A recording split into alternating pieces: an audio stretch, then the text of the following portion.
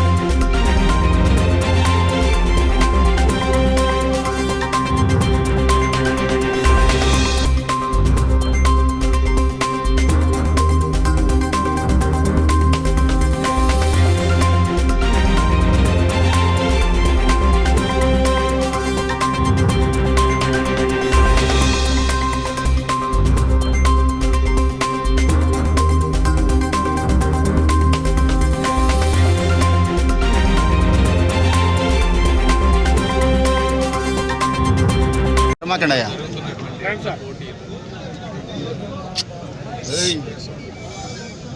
పత్తిపాటి పుల్లారావు గారి కార్యక్రమానికి ఆహ్వానించారు. ఈరోజు ఈ పోటీలను తీసుకుంటే మీరు ఒకప్పుడు ఎడ్లనేవి మన ఇళ్లలో పొలం దున్నటం కానీ, ధాన్యాన్ని తీసుకురావటం కానీ, రైతులతో సహజీవనం చేయటం కానీ, ఇలా ఎన్నో తోడుగా ఉన్నటువంటి పరిస్థితి. అవి కాలక్రమేణా వచ్చినటువంటి మెకనైజేషన్ వల్ల ఎడ్లన్నీ ఇట్లాంటి పోటీలకి, నీరత్వానికి మాత్రమే ఉపయోగపడే విధంగా ఎడ్లు ఈరోజు తయారవుతున్నాయి. ఇవన్నీ చాలా ఖర్చుతో కూడుకున్నటువంటి దాన్ని ఒక ఎడ్లని పెంచి పోటీలకు తీసుకురావాలంటే రైతుకు నష్టమే కానీ ఇందులో ఎక్కడ కూడా లాభం వచ్చేటువంటి పరిస్థితి. అయితే వారికి సంస్కృతి మీద ఉన్నటువంటి అభిమానం కానీ, ఆ పశువులతో ఉన్నటువంటి విడదీయరాని బంధం కానీ, చరిత్రని ముందుకు తీసుకువెళ్ళాలనేటువంటి ఉద్దేశం కానీ, ఏదైనా కారణాలతోటి ఈరోజు ఎంతో ఖర్చు అయినా కూడా చాలామంది రైతులు వీటన్నిటిని పోషిస్తూ చేస్తూ ఉన్నారు. అయితే వాళ్ళు చేసినటువంటి కృషికి ప్రదర్శన ఉండటం అనేది కూడా చాలా ఇంపార్టెంట్. అది చేయాలంటే దానికి కూడా ఒక ఖర్చుతో కూడుకున్నటువంటి పని. ఈ రోజున డబ్బే కాకుండా ఒక లీడర్షిప్, ఇవన్నీ ఆర్గనైజ్ చేసి ఈ విధంగా చేసి ఇట్లాంటి అందరినీ పిలవటం, ఇట్లా ఒక ఆహ్లాదకరమైనటువంటి వాతావరణాన్ని, గ్రామంలో సమైక్యతను, అందరినీ కూర్చునే విధంగా సంబరాలు చేసుకునే విధంగా చేయడం అనేది ఒక లీడర్షిప్ క్వాలిటీ. అన్ని నియోజకవర్గాల్లోనూ అన్ని నాయకులు కూడా చేయలేనటువంటిది. ఈ రోజున పత్తిపాటి పుల్లారావు గారు ఈ విధంగా చేయటం ఈ చేయటం వల్ల అలా ఆ రైతులు ఏ విధంగా అయితే వాళ్ళు కష్టపడతా చేస్తూ ఉన్నారో వాళ్ళందరినీ గౌరవించినట్టు, సంస్కృతిని కాపాడినట్టు అని చెప్పి నేను తెలియజేసుకుంటూ, ఇలాంటి కార్యక్రమాలు ఇంకా మంచిగా చేయాలని ప్రభుత్వం దృష్టికి కూడా మేము కూడా తీసుకెళ్ళి ఏ విధంగా సంస్కృతిని భావితరాలకు అందే విధంగా చేయాలని మేము కూడా ప్రయత్నిస్తామని తెలియజేసుకుంటూ మరొకసారి పుల్లారావు గారికి మనస్ఫూర్తిగా ధన్యవాదాలు తెలుపుకుంటున్నాను. అందరికి కూడా ప్రత్యేక ధన్యవాదాలు. ఈరోజు ముందుగా మా యువగళ నేత, యువ నాయకుడు, రేపటి తెలుగుదేశం పార్టీ సారథి శ్రీ నారా లోకేష్ గారి యొక్క జన్మదిన సందర్భంలో ఆయనకు ప్రత్యేక జన్మదిన శుభాకాంక్షలు తెలియజేస్తూ, ఈరోజు ఇక్కడ జరిగేటువంటి రైతు ప్రదర్శన ఇది. వాస్తవానికి ఎడ్ల పందాలైనా పందాలు అనేటువంటివి రైతుల మధ్య జరిగేటువంటి పని. ఇవాళ రైతులు పశు సంపదని కాపాడుకోవాలంటే అనేక శ్రమ, అనేక ఇబ్బందులు పడుతూ ఉన్నారు. కానీ తెలుగు రైతుల యొక్క సంస్కృతి సాంప్రదాయాలకి పెద్దపీట పశు సంపద. ఈ పశు సంపదని అభివృద్ధి పరచుకోవడంలో రైతులకి కొంత ఆర్థిక ఇబ్బందులు ఉన్నా ఇంకా రైతులు పశు సంపద మీదనే ఆధారపడతారు.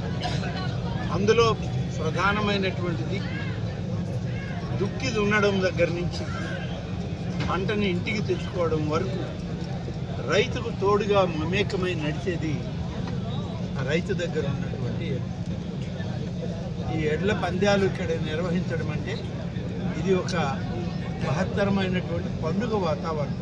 ఇది రైతు పండుగ.